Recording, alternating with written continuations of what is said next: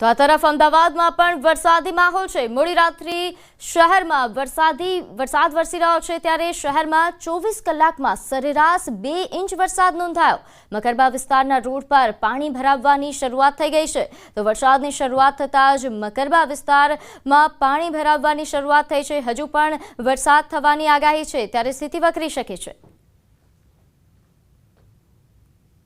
અમદાવાદ શહેરમાં ફરી વરસાદી માહોલ છે તે જોવા મળી રહ્યો છે। અમદાવાદ શહેરની અંદર છેલ્લા 24 કલાકની અંદર 2 ઇંચથી પણ વધુ વરસાદ છે તે હાલ સરેરાશ નોંધાયો છે। ત્યારે સૌથી વધુ જે વરસાદ છે તે સરખેજ વિસ્તાર અને સાથે જ એ કહી શકાય કે મણિનગર વિસ્તારમાં 2.5 ઇંચ વરસાદ નોંધાયો। પરંતુ અમદાવાદ શહેરમાં 2 ઇંચ વરસાદ પણ અમદાવાદ શહેરના રસ્તાઓ છે એ પાણીમાં ગરકાવ થઈ જાય છે અને તળાવમાં પરિવર્તિત થઈ જાય છે।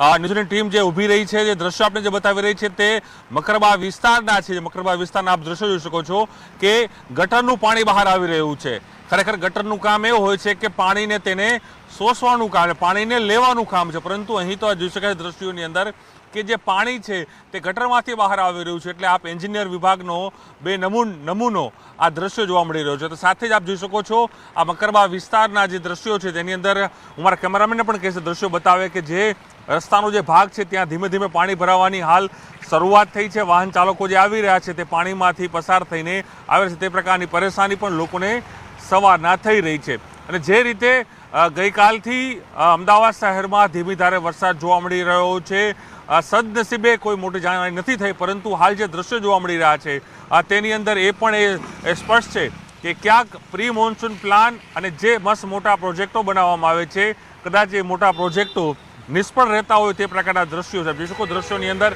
કે કઈ રીતે જે વાહન ચાલકો છે તે પાણીમાંથી પસાર થઈને આવી રહ્યા છે તે પ્રકારના દ્રશ્યો છે। અને અમદાવાદ શહેરમાં મોડી રાતે પણ ધીમી ધારે વરસાદ છે તે હાલ જોવા મળી રહ્યો છે। દ્રશ્યોમાં પણ જોવા મળી રહ્યું છે કઈ રીતે લોકો છે પલળતા અહીં આવી રહ્યા છે। અને ખાસ કરીને જે કહી શકાય કે જે લોકો છે તે વરસાદી એક કહી શકાય કે વરસાદને કારણે મુશ્કેલીમાં પણ છે, અને સાથે જ શહેરમાં જે રસ્તાઓ છે, જે મુખ્ય રસ્તાઓ છે તેમાં પણ પાણી ભરાવાના જે પ્રશ્નો છે તે હાલ અહીં શરૂ થઈ ગયા છે। એટલે ચોક્કસ એ કહી શકાય કે હજુ તો શરૂઆત થઈ છે અમદાવાદ શહેરમાં વરસાદની, પરંતુ તેની પહેલાં જ અમદાવાદ શહેરના જે રસ્તાઓ છે તે પાણી ભરાવાની તેની શરૂઆત છે તે થઈ ગઈ છે। હવે જોવાનું રહે છે કે આ પાણીનો નિકાલ ક્યારે થાય છે અને પ્રજાની સમસ્યા છે તે ક્યારે હળવી બને છે। કેમેરામેન પંકજ મકવાણા સાથે પ્રણવ પટેલ, ન્યૂઝ 18 અમદાવાદ।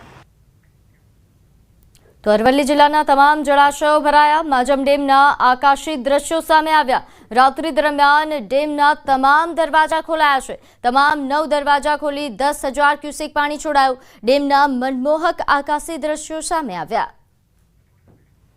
તો અરવલ્લીના દ્રશ્યો છે કે જ્યાં આ ડેમ કે જેના ઉપરવાસમાં ભારે વરસાદના કારણે અહીં જળાશયો તમામ ભરાયા હતા। ડેમમાં પણ પાણીની આવક થઈ હતી, જેના કારણે માજમ ડેમના દરવાજા ખોલાયા।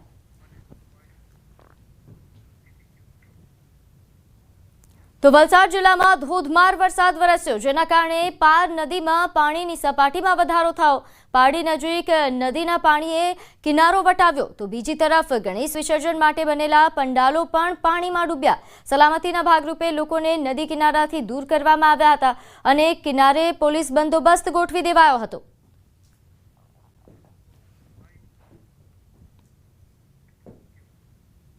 તો વલસાડ જિલ્લાના તમામ તાલુકાઓમાં ધોધમાર વરસાદ વરસ્યો। સૌથી વધુ વરસાદ વલસાડના કપરાડામાં વરસ્યો।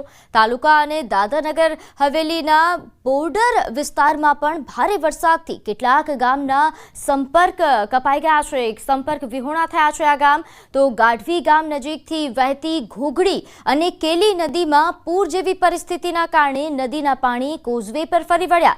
ગાઢવી, ધારણમાળ અને 10 જેટલા ગામો સંપર્ક વિહોણા થઈ ગયા હતા। કલાકો સુધી આ કોઝવે પરથી પાણી વહેતા અવરજવર ઠપ થઈ ગઈ હતી।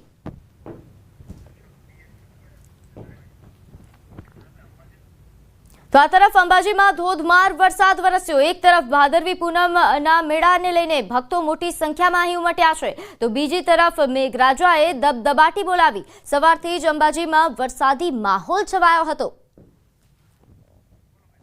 તો મેઘરાજાએ દબદબાટી બોલાવી અને હાલ અંબાજીના દ્રશ્યો છે। ભાદરવી પૂનમનો મહામેળો ચાલી રહ્યો છે અને તેના કારણે ખૂબ મોટી સંખ્યામાં અહીં શ્રદ્ધાળુઓ ભક્તો ઉમટ્યા છે અને ત્યારે હાલ આ શ્રદ્ધાળુઓને હાલાકી ભોગવવાનો વારો આવ્યો। તો હવે અન્ય રાજ્યોમાં વરસાદની વાત કરીએ તો રાજસ્થાન કે જ્યાં બુંદી જિલ્લામાં સતત ભારે વરસાદના કારણે નદી નાળા છલકાઈ રહ્યા છે. બુંદી જિલ્લાની લાંબી મેજ નદીમાં પાણીના સતત પ્રવાહના કારણે મેજ નદી છલકાઈ રહી છે.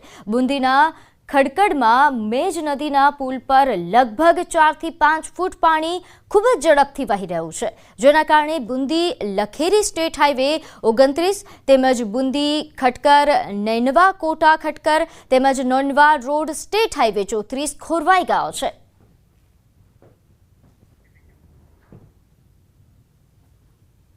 તો રાજસ્થાનના ભીલવાડા જિલ્લામાં ભારે વરસાદના કારણે પરિસ્થિતિ ખૂબ જ ગંભીર બની ગઈ છે. બનાસ, કોઠારી અને બેડાચ નદીઓમાં પાણી ભય નિશાનને વટાવી ગયું છે, જેના કારણે આસપાસના વિસ્તારોનો સંપર્ક સંપૂર્ણપણે ખોરવાઈ ગયો છે. સવાઈ માધેપુર આ ઉપરાંત કોટડી, બાદલિયાસ, બરૂદની તેમજ મહેશપુરા, સોલંકી કા ખેડા સહિત ઘણા મુખ્ય માર્ગો પાણીમાં ડૂબી ગયા છે. સવાઈપુરનો કોટડી સબ ડિવિઝન મુખ્યાલય સાથેનો સંપર્ક તૂટી ગયો છે, જેના કારણે સમગ્ર વિસ્તારમાં ટ્રાફિકને ભારે અસર થઈ છે.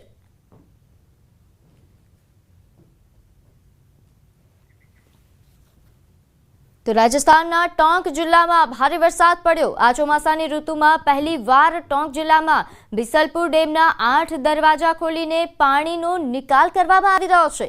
કેચમેન્ટ વિસ્તારમાં સતત વરસાદના કારણે ડેમમાં પાણીનો પ્રવાહ વધ્યો છે. આવી સ્થિતિમાં બનાસ નદીમાં 8 દરવાજાથી 1 લાખ ક્યુસેકથી વધુ પાણી છોડવામાં આવી રહ્યું છે. 8 દરવાજાથી પાણી છોડવાથી બનાસ નદીમાં પ્રવાહ વધ્યો છે.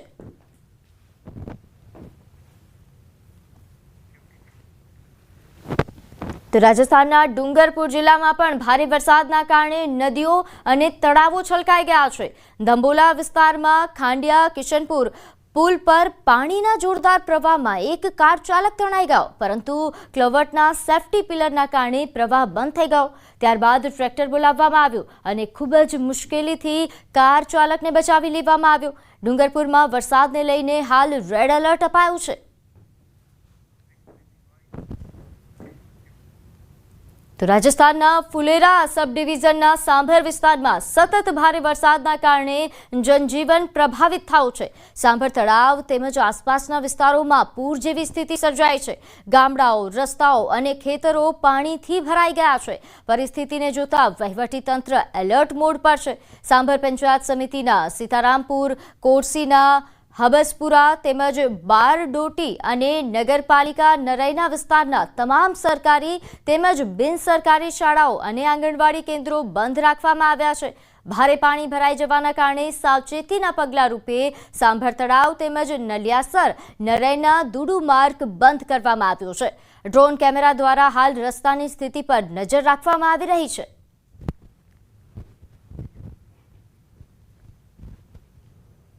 તો રાજસ્થાનના ગ્રામ્ય વિસ્તારમાં સતત વરસાદે ફરી એકવાર દુદુ વિસ્તારમાં જનજીવન અસ્ત વ્યસ્ત કરી દીધું છે. શાપરવાડા ડેમ ઓવરફ્લો થવાના કારણે માનસી નદી અને નાળાઓનું પાણીનું સ્તર વધ્યું છે. તો દુદુ માલપુરા મેગા હાઈવે પર 1.5 થી 2 ફૂટ સુધી પાણી વહેવાના કારણે રસ્તો સંપૂર્ણપણે બંધ થઈ ગયો છે, જેના કારણે દરરોજ કર્મચારીઓ, મુસાફરો અને મજૂરો પોતાના જીવ જોખમમાં મૂકીને વહેતા પાણીમાં રસ્તા પર ચાલવા મજબૂર બન્યા છે. આ વિસ્તારમાં ભારે પાણી ભરાવ તેમજ રસ્તાના ધોવાણના કારણે ભોજપુર, ઉદયપુરિયા અને નોલિયા માર્ગો પર વાહન વ્યવહાર પણ ખોરવાઈ ગયો છે. તો ઘણા ગામોમાં પાણી ભરાવવાના કારણે લોકોનું જનજીવન પ્રભાવિત થયું છે.